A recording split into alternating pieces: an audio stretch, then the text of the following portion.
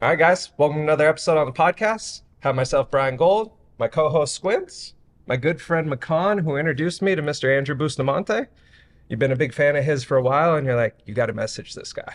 So I messaged you, and happy to have you on, Andrew, and appreciate you coming out and making it work. Yeah, man. No, I'm super pumped to be here. I think you guys put out some really awesome content, and the kind of conversations that you have here are the kind of conversations I live for. So I'm super stoked to be here. Thanks, bro. We appreciate you. Tell us a little bit about yourself. Yeah, I mean, in a nutshell, I'm a former CIA intelligence officer. I own the company Everyday Spy. It's a digital company, and from that platform, we teach unfair advantages to everyday people and to corporate executives that pull directly from skills that I learned at CIA in the universe of espionage and spycraft, et cetera. It's really cool. I mean, obviously, it's been romanticized so much in entertainment and in our all the content and things I like to watch are kind of based around that type of stuff. So we're stoked to have the real deal sitting here with us and kind of compare notes and see Yeah, where well, we go. you say it now, but I'm telling you right now, like the real deal spying is super boring. Yeah. Because it has to be. This is Yeah. why media gets it wrong. Because real espionage is covert. You don't want to be made. Yeah, covert means nobody knows it's happening. Yeah. Like you're successful when you go in, get the secrets, and get out, and nobody ever knows that you were there. You know how fucking boring a James Bond movie would be if he just went in, did the thing, got out, and nobody ever knew? It Their would be sales would be zero. Yeah, it'd be like watching. It'd be like I don't even know what it would be like watching. It'd be like watching the paint dry. It'd be horrible. What made you go down the avenue of being a CIA agent? I was invited actually. So I was a military officer with the U.S. Air Force. That's what my college degree and my college experience was all funded by the U.S. military. I was awarded a scholarship to the Air Force Academy, and then I was not a good fit for the military, as you can see. If you can't see, get on YouTube where you can see. Yeah. But I wasn't a good fit for the military. And then when I went to leave the military, I was actually applying to go into the Peace Corps, which is like much more my speed, right? It was like Fits saving the hair. children, yeah, wearing like patchouli and not washing. I was all for that. And I got a tap on the shoulder from CIA essentially that said, hey, if you're thinking about that career, have you considered this career? Because the parallels between Peace Corps service and foreign intelligence are very, very strong correlations. And I would have never guessed that I until would have never guessed that. until You I need a got that reason to be on the ground type of thing, right? Yeah, I mean, well, so the Peace Corps is all about high risk situations with no recognition in foreign environments where you're going to be uncomfortable. That's exactly what foreign intelligence is all about too, right? High risk situations in foreign environments where you're going to be uncomfortable and get no recognition. So what is important though is that the US federal government, because it supports both programs, it can never have the two overlap. So once you do one, whether it's Peace Corps or CIA, You can't cross over. you can't ever do the other, Oh, interesting. because that makes it so that the two bleed together. And the one thing that the federal government for sure doesn't want is true blue volunteers arrested on espionage charges in foreign countries. Yeah. So they can defend that in an international court as long as they have documented proof that they don't cross-pollinate. Happy you chose the CIA route. It's one of those things that's easy to say in hindsight because I've had an amazing career and a pretty amazing life, and now I running a successful business is probably the biggest high in the world, Yeah. It is. right? It really is. So I've been blessed beyond all explanation, but I still do wonder, like, how different would it have been? What like maybe I would have like ridden a hippopotamus or some shit. Who knows what would have happened if I would have tried to save children in Mali, right? Yeah. But all I know is what I know, and it's been pretty awesome. Tell us a little bit about your business platform, because it is a high to be successful or have something to be excited about to wake up to every day. Yeah, so my company is called Everyday Spy. It's a digital company primarily. And when I say it's a digital company, what that means is the entry point for our customer base is digital. Uh-huh. People don't find us in the yellow pages. You don't find us by somebody knocking on your door. You're not going to go to a store and see us, right? We exist in the internet. And I built the platform not because I wanted to be a digital entrepreneur. It was because I literally only knew espionage. Like Yeah. that's CIA hires you when you're so young and so kind of malleable that you don't really know. You're not an expert in anything. You're not an expert in anything except being a dumb shit. That's who they recruit. Really? Yeah, because they need people who are basically like too dumb to quit and not smart enough to ask why. That's what makes a good spy, right? So that they can say, we're going to send you into this hellhole and you're going to do something illegal. And all they want you to say is, sweet, let's go. The only person who says that is the person who's too dumb to quit and not smart enough to ask why, right?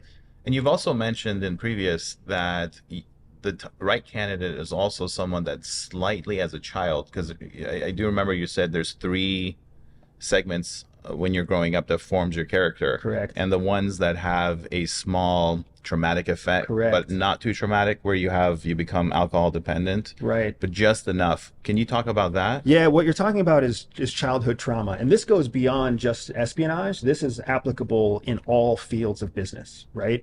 Essentially, what we're talking about is people who are high performers. High performers rule the world. They're the professional athletes. They're the successful billionaires. They're the people who run businesses. They're the ones who become, C-suite executives. That's a high performer. CIA also recruits high performers, but the difference between them and corporate America is that CIA understands what to look for in a person before they become a success. And that magic element, that secret sauce that they have that so few other people realize, is that high performance is tied to childhood trauma. And that's empirical evidence. There's studies out there that show it. There's an actual chemical change in your brain during your formative childhood years that make it so that you are essentially committed, like addicted to seeking approval and validation. If you don't have childhood trauma, you don't have that chemical addiction. Like if your parents love you and everybody's there for you and life is easy, you actually feel like, I don't need to prove myself. I don't need to make anybody happy. But when you don't have that, right? When dad doesn't pay attention to you because he's addicted to work, or when, mom has too many kids and she has to, you're stuck getting whatever attention you can get because she's taking care of 3 other kids at the same time. Or when you have, a parent that dies at a young age, or when you have divorce when you're a child, like these things cause, like what you were mentioning, the exact right combination of childhood trauma events that program into your young cognitive mind this need for validation and constant approval. That explains a lot. Right? So once you see it, you realize how it applies to you. It's a dopamine sensor. It's knowing that you have to get the attention and go above and beyond to be rewarded, basically. Correct. And that becomes a predictable, trainable element within your psyche. Yeah. Whereas if somebody doesn't have childhood trauma, or to your point, if they have too much trauma, when people have too much trauma, they've been sexually abused when they were kids, maybe they were violently kidnapped or something like that. When they have too much trauma, it actually ends up souring the amygdala, which is your fight or flight response in your brain. It creates essentially PTSD. And then your brain doesn't work in a neurologically normal way. And then you turn to coping mechanisms to offset what your brain doesn't do. That's where your drug addicts come from, and your sex addicts come from, and your opioid addicts come from. People create addictions to offset what their brain doesn't naturally do. So it really is about finding that perfect cocktail. CIA knows how to recruit people who have that perfect cocktail. If you could create that cocktail for kids, that would create superstars. Yeah, but that's at the same time what we're saying there. Yeah, is we have to traumatize kids. Yeah, it's bad. Yeah, but there's no, I don't mean that at all. But I'm just saying that secret sauce somehow kind of carry that into another way where you can, I guess, have the same results without the traumatic event. Or you don't even ever try to create the results. Instead, you try to source places where it's already happening. Because we're as parents, we want to coddle our kids and work hard enough to make weak humans, basically, right? We try to make their life easier. Yeah, and in turn, it makes it harder on them later. What do they say? They say that that great men make weak men. Great men make great times make weak men make weak times, hard times, and hard times make great men, right? Exactly. And it's kind of that like Vicious cycle. the cycle of that thing. So, Yeah. but yeah, finding a balance is obviously key. That's interesting though that they know. And Like- how are they, I guess, finding that?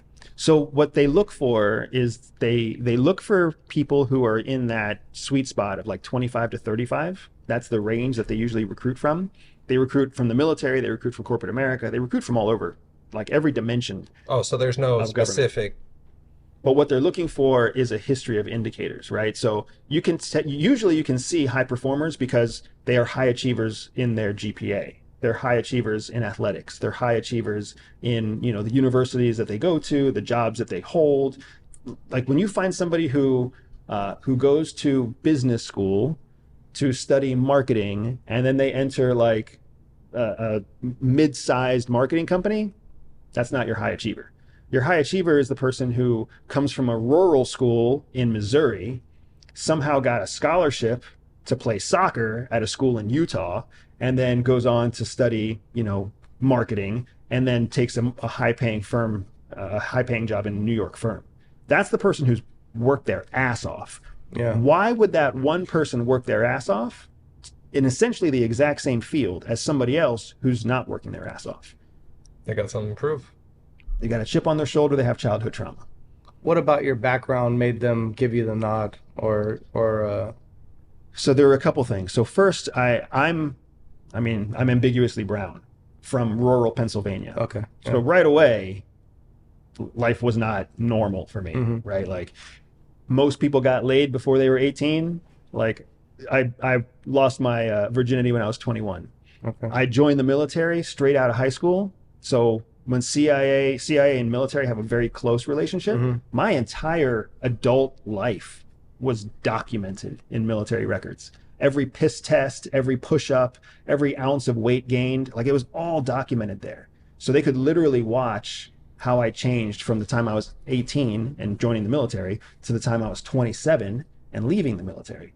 It was all documented right there, right? Plus, I went to the scholarship I got was to the Air Force Academy, which is a challenging school to get into. And I went from a predominantly white state to get there. So there was, you know, you could see these kind of elements along the way. Now, my college GPA was not good, but I was a college athlete. So, and I had high achievement, but it wasn't academic achievement. So I think there were these elements that were kind of indicators along the way that I had the kind of trauma they were looking for. And I, for sure, have the trauma they're looking for. My father died before I was born. My stepdad and I had a tumultuous relationship. Like I have always been trying to prove myself to my mom until CIA basically taught me I was trying to prove myself to my mom. And then I was like, all right, Mom, you're on your own. Yeah. Right? Like I had all the indicators. I just didn't know it until they taught us how to see it in other people. And then it's one of those like, oh, like head slapping, oh shit moments. Kind of like what you had a few seconds ago. Yeah, I'm like, oh, I get it now. What type of like course material and things do you guys provide for the everyday spy or the business minded person that wants to, you know, employ some of these tactics in their repertoire or focused in their lane? Yeah, so a big part of the knowledge base that we teach is first to get a foundation in how espionage applies to everyday life. So one of the things, again, we were talking earlier about how media doesn't get spying right. One of the things that media doesn't get right is that the most dangerous part of being a spy has nothing to do with guns or cars or foreign militaries, right? It has everything to do with everyday life. When you sign the wrong signature on a receipt, it's like that's a traceable piece of documentation that could be the end of your career. That could put you in jail somewhere, right? If you say you're a name when you're actually an alias, like when you use the wrong phone in the wrong country at the wrong time, like these are little everyday things that people don't even realize. Like how many text messages do you send a day? A lot. A lot. We actually have to keep track of what text message are we sending at what time, on what phone, from what location to who, right? To make sure that everything is like Do you store that separated. mentally, or are you writing this all down? We can't write it down because then there's evidence, Oh shit! So you got to. right? So there's an element here of behavioral practice, and there's an element of routine and repetition and discipline, right? That's what goes into living spy life in everyday terms. So it's like you're an actor, and you're staying in character the whole time. That's the strongest parallel that they use during our training sequence, is that we are very, very similar to actors. The main difference, though, is that, again, I'm not an actor, but what we were taught is that actors generally are trained to become the character, like emotionally connect with the character, remember things that would have happened in the character's life so you can emote the character. We are taught to compartmentalize our true identity, but always know that that is who we truly are. So we can still live and act like a character, but never actually believe we are the character, because we have to compartmentalize the information, we have to compartmentalize the experiences, and we have to be able to bring it all back and report it later on. So to your point, the things that we teach first and foremost are how you can understand espionage concepts and espionage terms through an everyday lens. Once you have that kind of foundation, which doesn't take long to learn. I mean, you've seen us. We've done this through podcast interviews. We've done it through our own podcast. We've done it through YouTube channels. We've done it through our own YouTube channel and email newsletters and free ebooks and PDF files. Once you get people started and they take that first step, then like lights turn on. In the unfair advantage that spies have over everyday people, the psychological advantage that we have, the mindset advantage that we have, the discipline and motivational advantage that we have, it becomes accessible to the everyday person, and then they're hooked, especially if they've had any dose of the same childhood trauma that drives us, because you learn how to shortcut the system. Yeah, that's awesome. And I think that it's important that we touch on this not being a negative thing, right? This is a very empowering thing. Yep. And it could be used for good or bad, obviously, in any way, but having a psychological advantage or a way of empowering yourself to control outcome that you want to get, doesn't necessarily have to be a manipulative thing. You know what I mean? It can be used to empower you in business or everyday life. Right. So one of the kind of core lessons that I teach people now, it wasn't a lesson that CIA taught me. CIA very much taught us about manipulation. Yes. That's the mission. The mission is to manipulate. When I got out and I started teaching these skills to other people, and especially to some really intelligent corporate executive types, what I was running into was this hurdle where people associate unfair opportunity with bad or evil. Like it's something that we're all kind of taught as kids. Like, it's not fair. If it's not fair, it's not right. Yeah. And that's what I had to kind of learn to explain to folks, is that manipulation and motivation are two sides of the same coin, right? The coin has value. One side is head, one side is tails. One side is motivation, one side is manipulation, but it's the same fucking coin, right? All the same tools that you use to manipulate somebody are the same tools that you use to motivate somebody. The difference is what you do with the currency, right? When you get people to do what you want them to do because it's in your best interest, that's manipulation. When you get people to do what you want them to do because it's in their best interest, that's motivation, right? What's fascinating is that the impact is the same for both. The value is the same for both, but that's exactly right. That was my own aha moment that only business can teach you, right? Only business can teach you your own why. And that was business, my if you why. crush it, you're a god, right?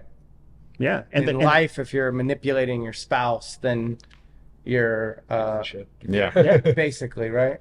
Narcissist, sociopath. We get all of these psychological terms thrown at us that we don't have the same type of feelings as everybody else, type of deal, right? Yeah. And one of the things that CIA absolutely drilled into us early on in our training is that we are doing the same thing that bad guys do, right? Yes. Espionage is illegal in every country.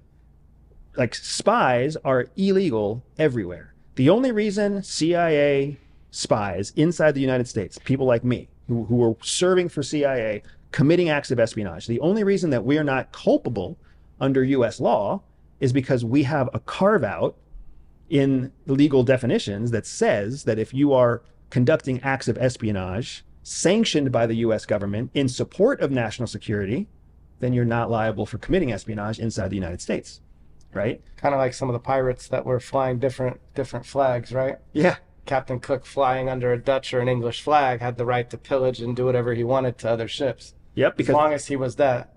that's an When he excellent, was unhoused an or excellent flying a example. other flag is different, right? And this is, you're talking about privateers. Privateers, yeah. Privateers, people don't realize pirates are actually privateers, Yeah. and privateers are businessmen, Yeah. right? Who are serving a mutual purpose, Mhm. the right side of that coin. But CIA taught us, like, hey, you're doing the same stuff bad guys do. But here's the deal. If you don't do it, the only people doing it Or them. are the bad guys. And you'll never beat them if you don't learn to play their game better than they do. So that's exactly what we teach people to do. We teach people to play the same game bad guys play, even better than the bad guy. What's an example of something, to kind of dive a little bit deeper into that? What's an example of something, obviously no names, but of someone that you've trained or you've explained that process a little bit further? Yeah, so we have, so if you think about it at the most basic level, let's just take something that like anybody can relate to. We all hate shitty, scammy salespeople. Yeah. We all hate them, right? We make jokes about the shoe salesman and the used car salesman and the insurance salesman. What's really happening, if we like break it down, is that somebody with advanced sales techniques is using their skill set to convince you to buy something that is a product not in your best interest. What is that the definition of? Used car salesman. Manipulation. Yeah.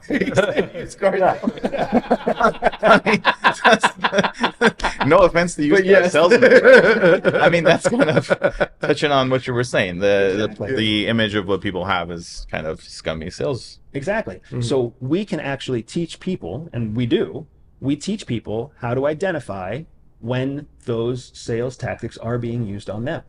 So that instead of falling into the cadence of the tactic, which works, and it works very effectively, you're essentially having a self-made tripwire so that when the act starts to happen, a big red flag goes up where you're like, oh, I know what's happening here. Yeah. And then like the curtain kind of comes down and you see it for what it is. And then you have to be able to see it for what it is in order to counter it. So everybody knows about intelligence and intelligence officers. Very few people really understand what counterintelligence is. Counterintelligence and counterintelligence officers are people who go head to head against trained intelligence officers. Sort of like a salesman that's a really, really good salesman, and you can see exactly the line of questioning that they're asking you to kind of lead you to where they want you to go. And you're answering in a different direction to kind of lead them to a different area. If they're trying to close you on price, you're changing the conversation because you want a lower price, for example. You touch on different points to trick them to think that price is not a motivation, something else is a motivation to kind of get to what you want. Correct. And the example that you're specifically using is negotiation. And negotiation is much closer to interrogation than sales, right? So if you think about it, in a negotiation, you have someone who's always in control, you have people who have different outcomes that they're trying to achieve, and you have to negotiate an outcome that's mutually acceptable to both of you. In the espionage world, mutually acceptable really means you're not getting your fucking outcome. Yeah. So we don't believe in compromise, right? We believe in Zero dominance, Yeah. dominance or collaboration, zero sum or positive sum, but never negative sum and never zero sum when we're the ones losing. So everything we do is towards a zero sum outcome, which means somebody wins and somebody loses and we fucking win, or a net positive sum game, which means everybody wins. Your interests are aligned.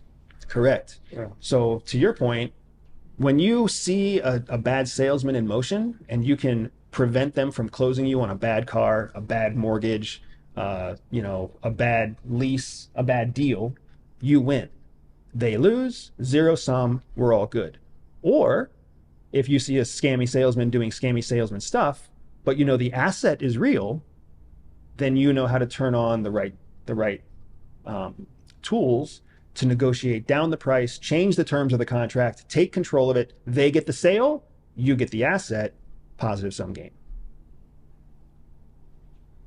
Did you get to travel to some cool places during your time in the CIA? Yeah, so that's in my opinion, the two sweetest deals about working for CIA are that you get to always be one step ahead of basically everybody else except your peers, right?